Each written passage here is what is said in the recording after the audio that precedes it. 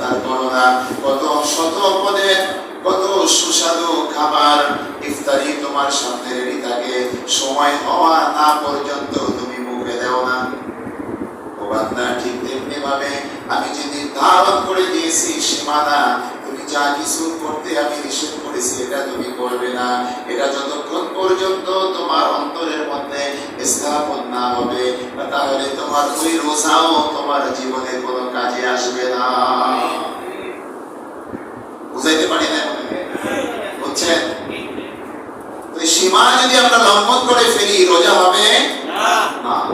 যদি মনে করি যে সারাদিন 14 ঘন্টাই তো রোজা রাখলাম, 5 মিনিট আগে ইফতার করলে কি হবে?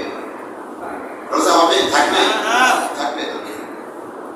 এমনি ভাবে আপনার জীবনে, আমাদের জীবনের সকল কাজগুলো সীমা অতিক্রম করলে আগেও করা যাবে না, কমও করা যাবে না, বেশিও করা যাবে না। আল্লাহ রাসূলের হুকুম যতটুকু, ততটুকুই আমাদের সীমা অনুযায়ী আমাদেরকে পালন করতে হবে। এটাই হচ্ছে আমাদের রোজার শিক্ষা। আবার অনেকে আছে কয় রোজার মাস, এই রোজার মাসের সুদের হিসাব থেকে বাদ দিয়ে তো রোজার পরে দেওয়া যাবে।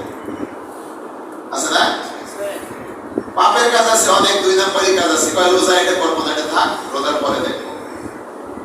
তাহলে আপনার এই রোজায় কোনো কাজে আসবে? এই রোজা কোনো উপকারে আসবে? আসরের ময়দানে আল্লাহ আপনাকে পুরস্কার দিবেন? দিবেন না।